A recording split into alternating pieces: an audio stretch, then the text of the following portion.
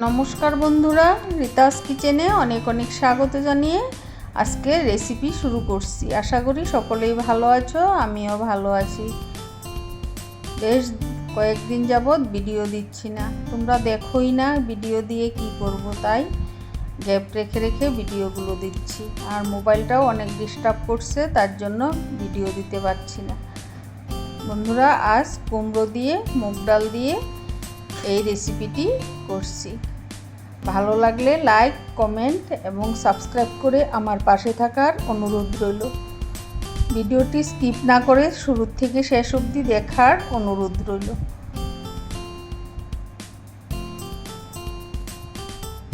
দেখতেই পাচ্ছ, আলু আর মুগ ডালটা আমি খুব ভালোভাবে চিড়ে তেজপাতা ফোড়নে খুব ভালো করে ভেজে নিয়ে এবার চাল কুমড়ো টুকরো করে কেটে নিয়েছি, দিয়ে দিচ্ছি।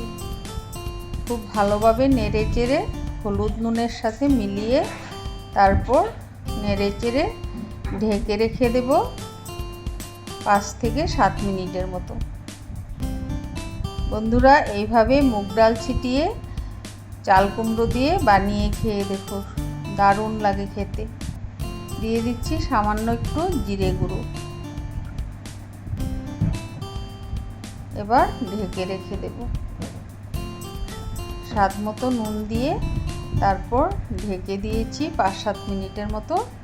এবার ফিরে এলাম, ঢাকনা খুলে দেখছি বন্ধুরা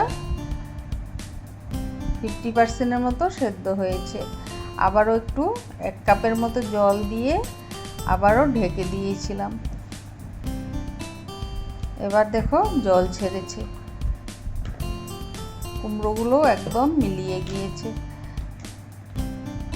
এবারে দিয়ে দেব স্বাদ মতো চিনি। চিনিটা দিলে স্বাদের ব্যালেন্সটা ঠিকঠাক হয়। কুমড়োগুলো একটু টক টক হয়, তার জন্য একটু চিনিটা দিলে স্বাদের ব্যালেন্সটা ঠিকঠাক হয়। নামানোর আগে ভাজা মশলা একটু দিয়ে চিনি দিয়ে ভালোভাবে নেড়ে চেড়ে নামিয়ে নেব। বন্ধুরা, আমার রেসিপিটি যদি তোমাদের ভালো লেগে থাকে লাইক, কমেন্ট এবং সাবস্ক্রাইব করে আমার পাশে থাকার অনুরোধ রইল।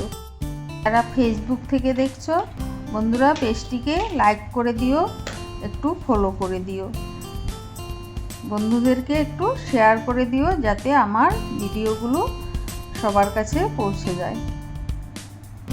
ফিরবো নতুন নতুন রেসিপির সাথে। সবাই ভালো থেকো, সুস্থ থেকো। ধন্যবাদ।